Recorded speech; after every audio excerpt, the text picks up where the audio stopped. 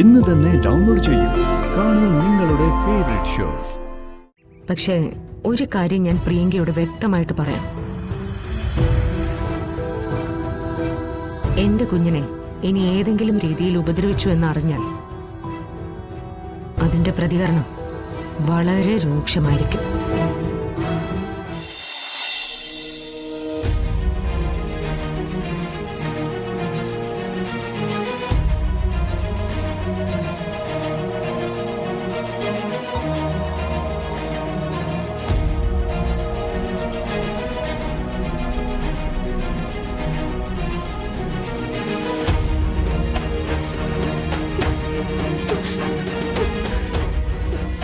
പോയിക്കോളം പറഞ്ഞില്ലേ, പിന്നെന്താ? സർ, എനിക്കൊരു അബദ്ധം പറ്റിയതാ. എന്തബദ്ധം? മറ്റൊരാളെ കളിയാക്കുന്നതാണോ അബദ്ധം? അത്തരം അബദ്ധങ്ങളൊന്നും ക്ഷമിച്ച് ഞങ്ങൾക്ക് ശീലമില്ല. പ്രിയങ്ക, താൻ എന്തിനാ ഇങ്ങനെയൊക്കെ ശ്രമിച്ചത്? രാധിക ഈ സിനിമയിൽ പാടാതിരിക്കുന്നതിന്. സ്വന്തം കഴിവുകൾക്ക് അംഗീകാരം കിട്ടണമെന്ന് ആഗ്രഹിക്കുന്നതിൽ തെറ്റൊന്നുമില്ല. പക്ഷെ നമ്മളുടെ കൂടെ നിൽക്കുന്നവർക്ക് ഒരു അംഗീകാരം കിട്ടുമ്പോ ഏറ്റവും ആദ്യം അഭിനന്ദിക്കാനുള്ള മനസ്സുകൂടി നമ്മൾ കാണിക്കണം. മനസ്സിലായോ തനിക്ക്? ഞാൻ എങ്ങനെ വേണമെങ്കിലും മാപ്പ് ചോദിക്കാം. സിനിമ എന്റെ സ്വപ്നമാ സർ. ഇവിടുന്ന് പുറത്തിറക്കി വിട്ട ചത്ത് കളയാനേ എനിക്ക് പറ്റും. ഇവിടുന്ന് പുറത്തിറക്കി വിട്ടാ നീ പിന്നെ ചത്തോ ജീവിച്ചിരിപ്പുണ്ടോന്ന് ആര് നോക്കാനാ? പിന്നെ നീ ചത്തതിന്റെ പേരില് ആരെങ്കിലും അന്വേഷിച്ചു വന്നാ കാണിച്ചു കൊടുക്കാനുള്ള തെളിവ് ഇവിടെ ഉണ്ടല്ലോ. പ്രിയങ്ക, താൻ ഇതിനു വേണ്ടി ഇനി വെയിറ്റ് ചെയ്യണ്ട.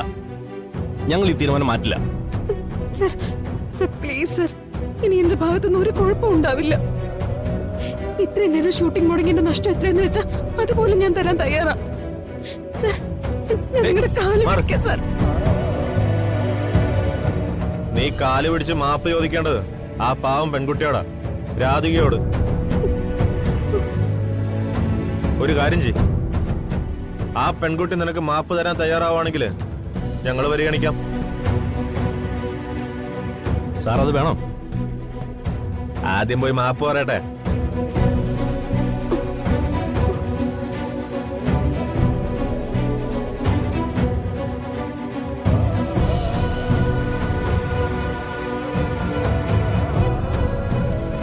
എന്തായാലും കാശ് കുറെ ചെലവാക്കിയതല്ലേ, നടന്നു പോവാണെങ്കിൽ അങ്ങ് പോട്ടെ.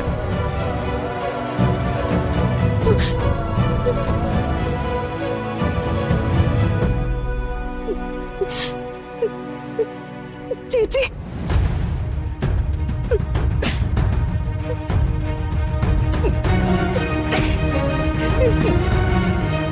ചേച്ചി,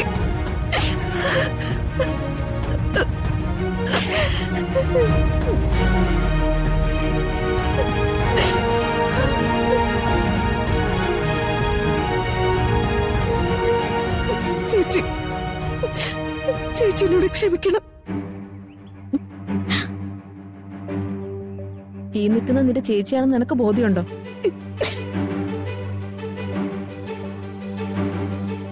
ഇത്രയും സമയം നീ ഇവിടെ ആരോടും അത് പറഞ്ഞിട്ടില്ലല്ലോ.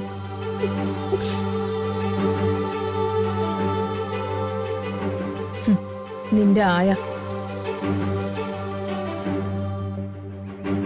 നിന്റെ കാല് തുടയ്ക്കാനുള്ളത്, നിന്റെ ചെരുപ്പ് തുടയ്ക്കാനുള്ളത്. അങ്ങനെയല്ലേ രാധിക നീ ആളുകളുടെ മുന്നിൽ പ്രസന്റ് ചെയ്തിരിക്കുന്നത്?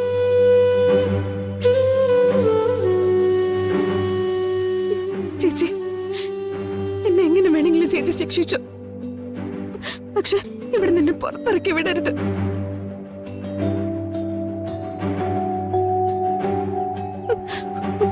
പുറത്തിറക്കി വിട്ട പിന്നെ ഞാൻ ജീവിച്ചിരിക്കില്ല. അത് വല്ലാത്തൊരു ഭീഷണിയാണല്ലോ. രാധിക മോൾക്ക് ടെൻഷൻ ഉണ്ടാക്കാൻ അത് ധാരാളം മതി. പക്ഷേ ഇക്കാര്യത്തിൽ നിന്നോട് ക്ഷമിക്കുന്ന പ്രശ്നമേ ഇല്ല.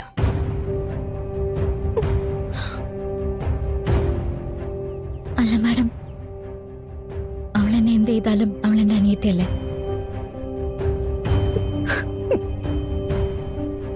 അവൾ എന്നെ എത്ര വെറുത്തിട്ടുണ്ടെങ്കിലും ഞാൻ അവളെ സ്നേഹിച്ചിട്ടേ ഉള്ളൂ.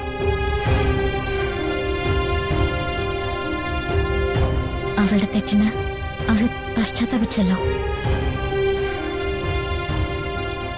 രാധികെ, നീ വെറുതെ അബദ്ധം കാണിക്കരുത്. എന്റെ കാര്യങ്ങളൊക്കെ നിങ്ങൾക്ക് രണ്ടുപേർക്കും നന്നായിട്ട് അറിയാലോ. അച്ഛനോടും അമ്മയോടും എനിക്കുള്ള കടപ്പാട് ചെറുതൊന്നുമല്ല. ഇവൾക്കൊരു തെറ്റ് പറ്റിയാലും മാപ്പ് കൊടുക്കേണ്ടത് എന്റെ ചുമതലയാണ്.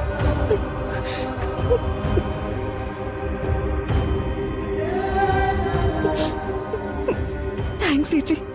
ഇനി ചേച്ചിയോട് ഒരു തെറ്റും ഞാൻ ചെയ്യില്ല. അതിലെനിക്ക് വിശ്വാസമൊന്നുമില്ല. നീ എന്നെ എത്ര ചവിട്ടി അരച്ചാലും അതിലെനിക്ക് ഒരു ഒരു പരാതി ഇല്ലാത്തതുകൊണ്ടാ ഞാനിപ്പോ ഇങ്ങനൊരു തീരുമാനം എടുത്തത്.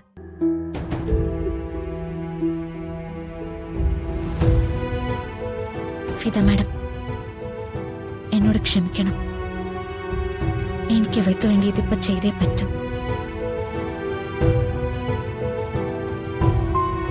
കേട്ടു പ്രിയങ്ക, മനുഷ്യത്വം എന്താണെന്നുള്ളതാ അവളിപ്പോ ഇവിടെ കാണിച്ചുകൊണ്ടിരിക്കുന്നത്.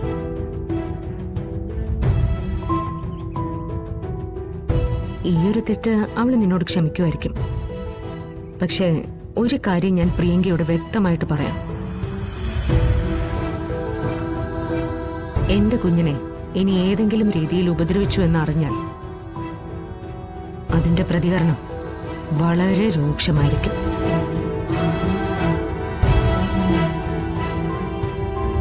ഒരിക്കലും പൊറുക്കില്ല ഞാൻ.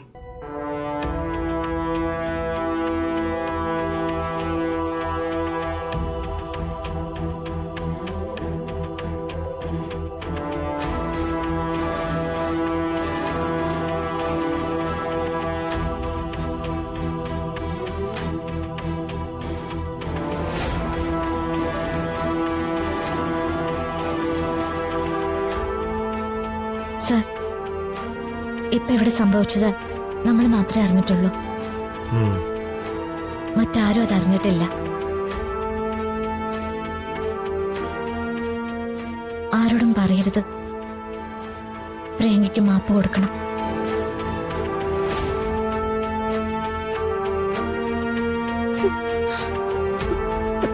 Sir please.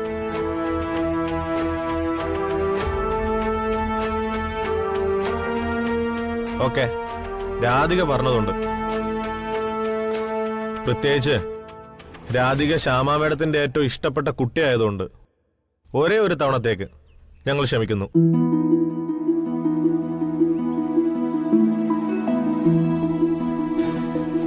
പക്ഷേ ഇനി അങ്ങോട്ട് അഭിനയിക്കുന്ന ഓരോ നിമിഷവും അത് രാധികയുടെ ദാനമാണെന്ന് പ്രിയങ്ക മനസ്സിലാക്കണം. മനസ്സിലായോ?